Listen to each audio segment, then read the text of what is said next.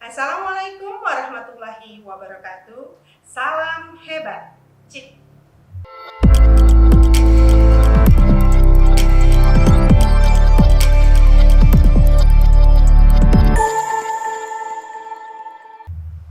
Teman-teman, kenapa sih kita selalu merasa nggak enak kalau kita berteman atau berbicara dengan orang yang tiba-tiba dia marah atau tiba-tiba dia diam aja, nggak pernah menanggapi kalau kita mengemukakan pendapat kita atau opini kita.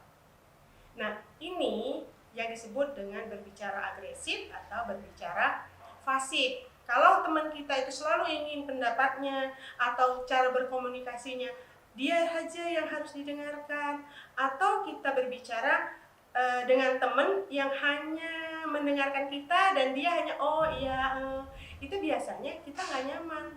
Nah, itu yang disebut dengan berbicara fasih. Nah, ada cara berbicara yang berikutnya yang disebut dengan komunikasi asertif. Apa sih komunikasi asertif itu? Komunikasi asertif adalah kemampuan kita mengemukakan opini dan tidak meninggalkan persepsi atau perspektif diri kita sendiri, akan tetapi kita tidak melanggar hak dan kewajiban atau ketentuan pada orang lain. Jadi kita tetap menghargai orang lain. Contohnya gimana ya? Contohnya begini. Misal dalam satu tim kerja, ada 10 orang yang mengerjakan satu proyek. Nah, proyek ini semuanya berkeinginan memajukan, menghasilkan, memberikan yang terbaik. Ke-10 orang ini sama. Semua kemampuannya diberikan kepada proyek tersebut. Waktu, tenaga, pikiran, semua bekerja kepada proyek. Nah, pada saat proyek ini selesai, lalu kita akan mengkomunikasikan hasil dari proyek tersebut. Ternyata hanya satu teman kita yang diberi penghargaan, sementara yang 9 diabaikan. Padahal kerja ini adalah kerja tim, semua memiliki kontribusi. Maka yang memiliki komunikasi agresif, dia akan langsung mengemukakan rasa tidak senangnya dengan mengemukakan pendapat diri. Kenapa dia sendiri? Kan yang kerja kita sama-sama. Tentulah orang lain yang mendengarnya tidak enak, atau orang yang fasih, dia akan berbicara, ya udahlah kalau memang dia cuma seperti itu, ya udahlah ngapain juga.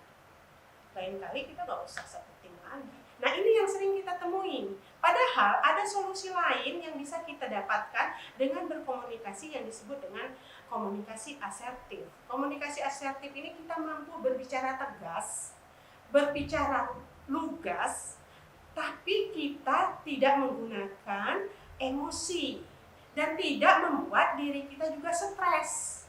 Jadi kita berbicara tegas, lugas, tidak marah, dan tidak juga tertindas. Itu yang disebut dengan komunikasi asertif.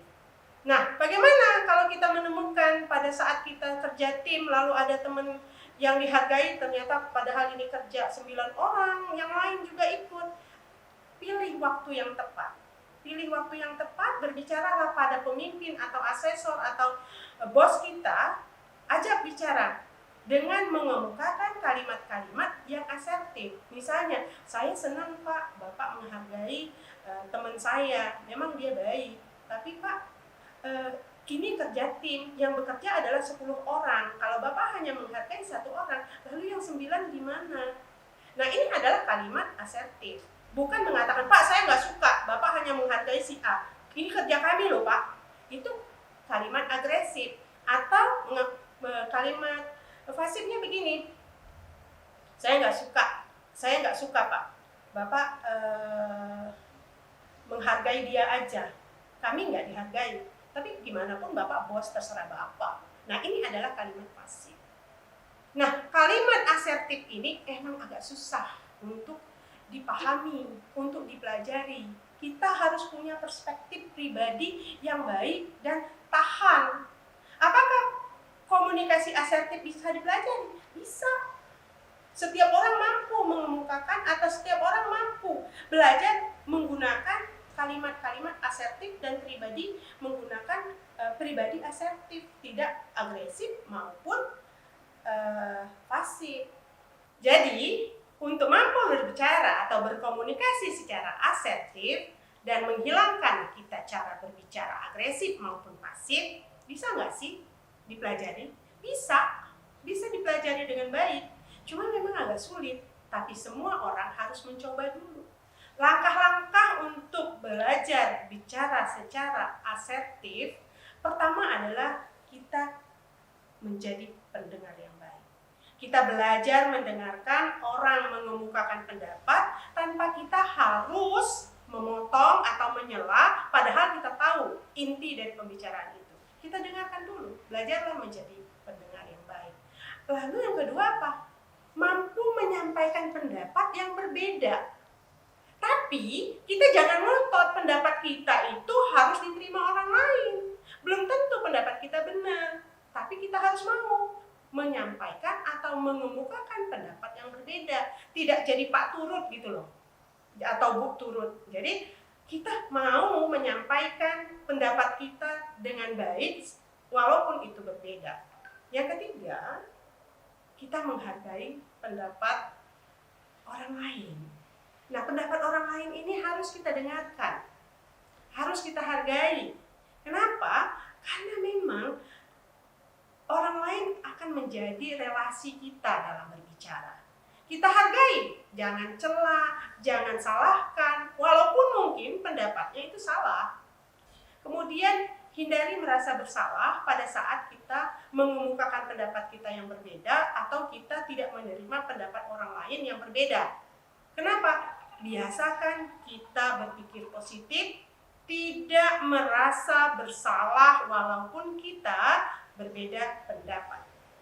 Kemudian tetap tenang dalam berbicara, tetap kita menatap lawan bicara kita, tetap kita berkomunikasi baik tanpa kita melepaskan kontak atau melepaskan pandangan ke arah lain. Jadi kita tetap tenang. Kemudian yang terakhir, hindari kalimat agresif atau kalimat pasif.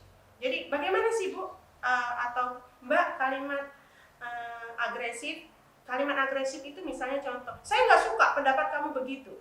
Saya nggak suka, kamu nggak menghargai saya. Itu kalimat agresif. Bagaimana kalimat pasif?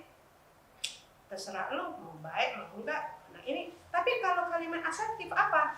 Sepertinya saya merasa tidak dihargai.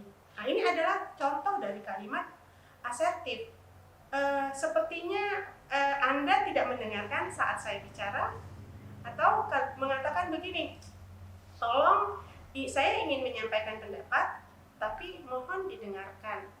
Itu kalimat agresif, asertif. Sedangkan yang ketujuh adalah posisikan relasi bicara kita, lawan bicara kita itu teman. Apapun yang menjadi perbedaan di antara kita, apapun yang menjadi masalah di antara kita, beda pendapat, apapun itu, bahwa teman atau lawan bicara kita itu adalah teman kita sendiri. Setelah kita menyelesaikan komunikasi ini, ya dia tetap teman kita. Kalau tidak baik berbicara, berkomunikasi, maka akan menjadi satu konflik pribadi baru. Jadi kita tidak menambahkan kemampuan atau keahlian lain, tapi malah menambah konflik baru. Bagaimana sih melakukan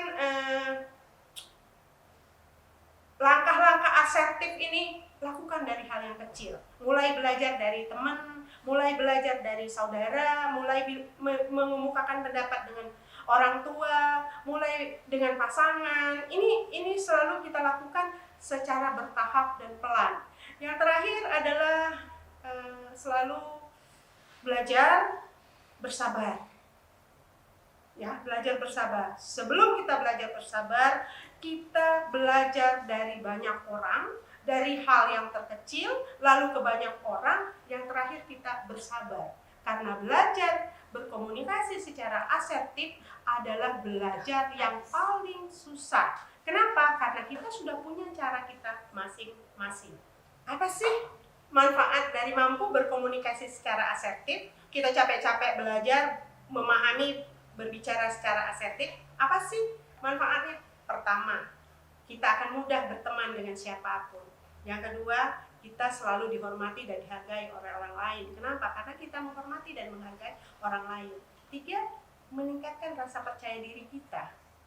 Lalu, meningkatkan keterampilan dalam bergaul dan mengambil keputusan. Yang kelima, membantu kita mengatasi stres. Kita tidak akan stres karena cara bicara orang atau cara bicara kita. Yang paling penting adalah kalau kita mampu berbicara secara asertif, kita tidak ditindas orang. Tegas dalam berucap, lembut dalam bertindak.